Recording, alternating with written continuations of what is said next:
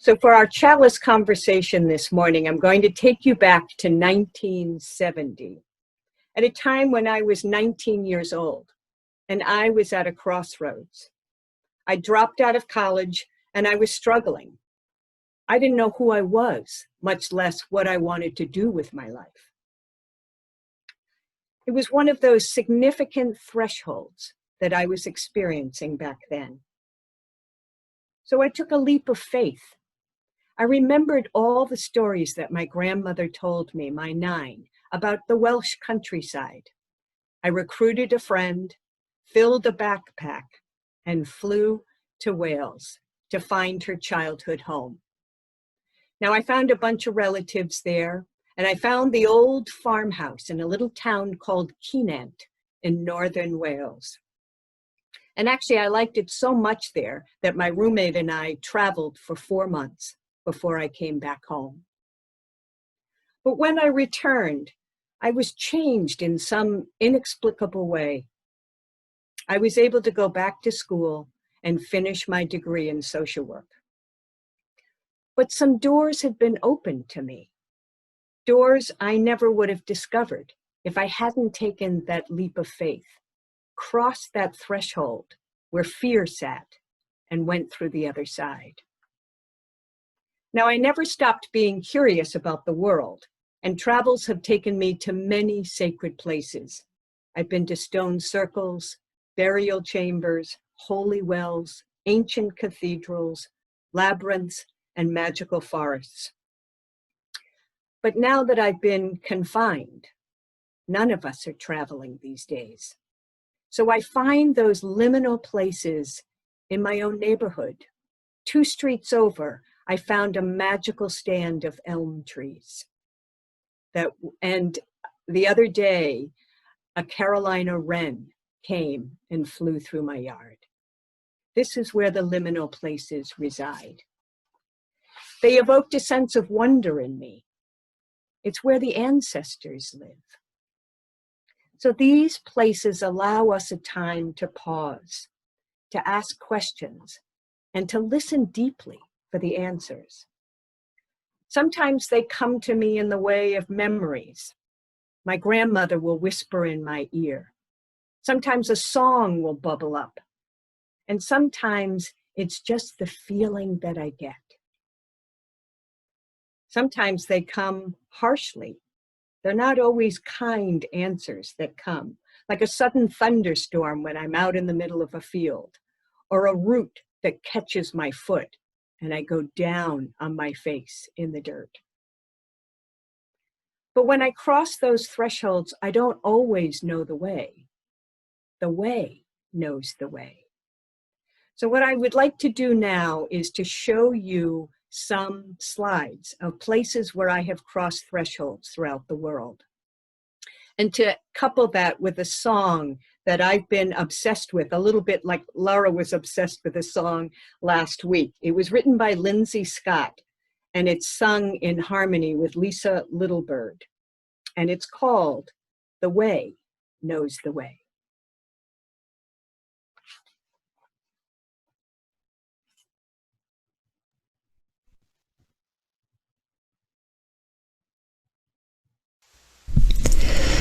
You don't have to know the way knows the way. You don't have to plan the way, trust the way, feel your way. The way knows, the way knows, the way knows the way. You don't have to know the way knows the way. You don't have to plan the way, trust the way, feel your way. The way knows, the way knows, the way knows the way. You don't have to know the way knows.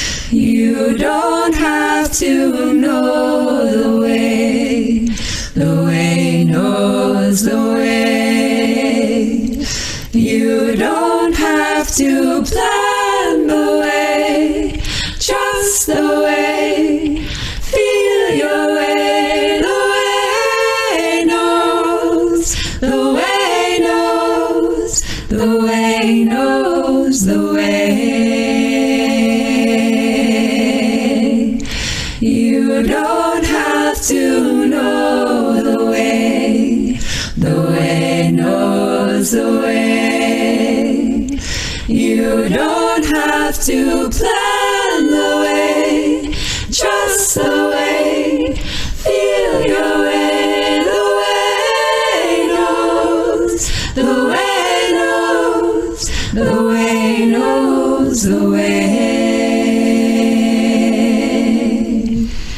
You don't have to know the way. The way knows the way.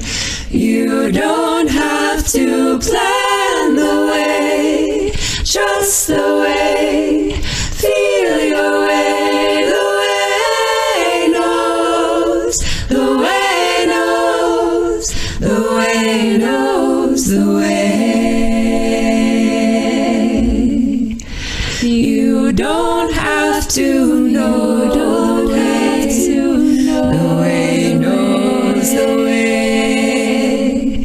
You don't have to plan the way, just the way. Feel your way, the way knows, the way knows, the way knows the way. You don't have to know, don't have to know, the way knows the way. You don't have to plan the way, just the way. Feel your way, the way knows, the way knows, the way knows the way.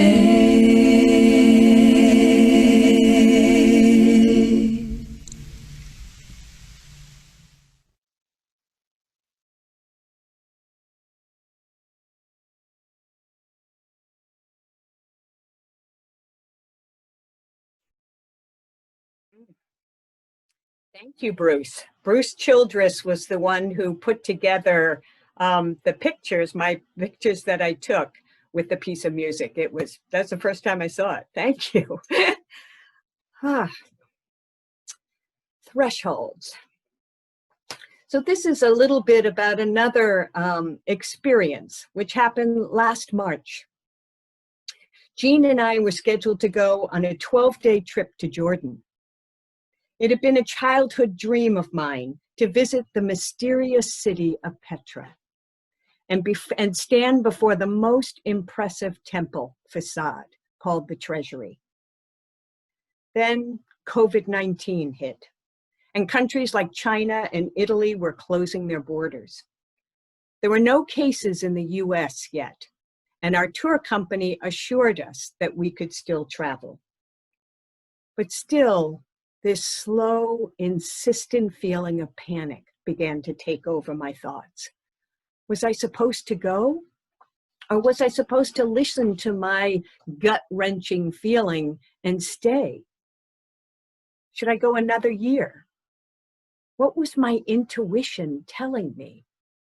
I consulted my tarot cards, I called my friends, I meditated, I discussed it with Jean, who was willing to go, even if I was terrified. Well, I was in such a state of stress, I made myself sick. I literally had to go to bed. Coincidentally, I was reading Christine Paintner's book, The Soul Slows Ripening, which is about seeking 12 practices that are rooted in Celtic Christianity. And I had also been involved with a Buddhist Sangha, which gathered to meditate on Zoom. Both of these practices were advising me just to pause. Now, Paintner calls it the practice of stasio, stopping one thing before beginning another.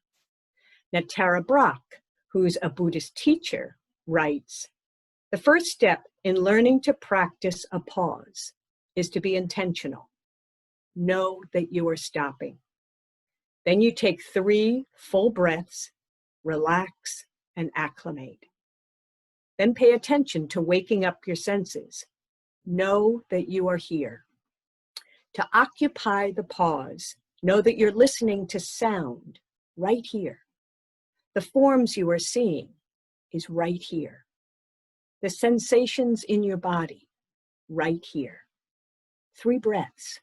Open up your senses, and then with kindness, invite yourself to be here, So I paused. I quieted myself. I absorbed the quiet spaciousness around me and was able to hear my inner voice.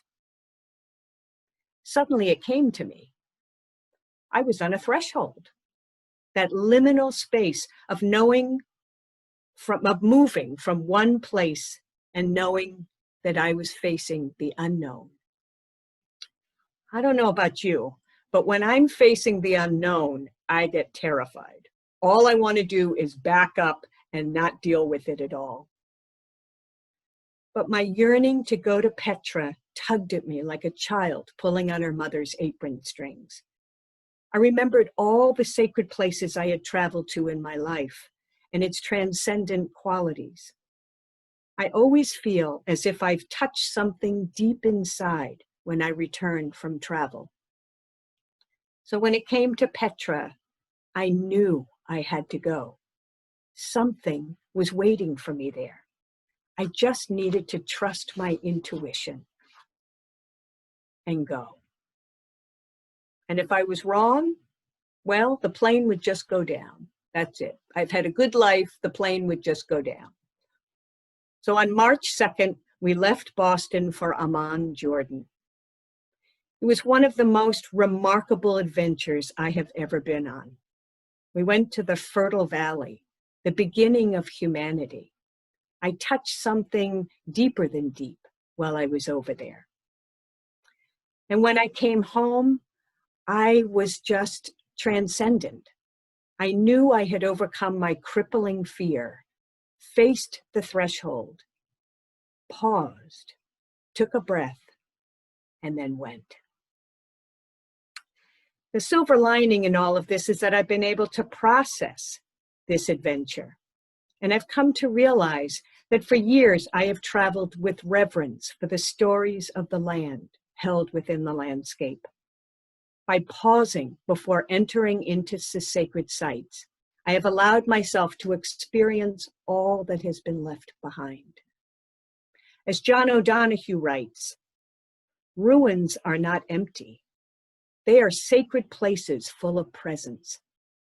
The life and passion of a person leaves an imprint on the ether of the place. In the days ahead, become aware of all the times you cross a threshold.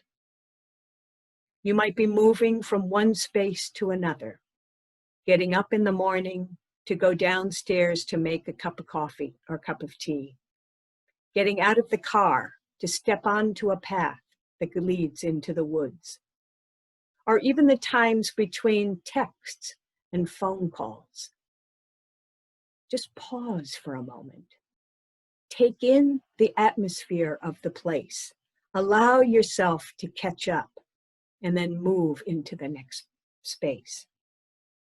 When we pause and center ourselves, we open ourselves to the possibility of discovering a new kind of presence, to the darkness of the in-between times. We open up a space to return again and again, to awaken the gifts that are right here, not the ones we imagine waiting out there for us. And we don't necessarily even have to travel overseas. We can awaken to the gifts right here.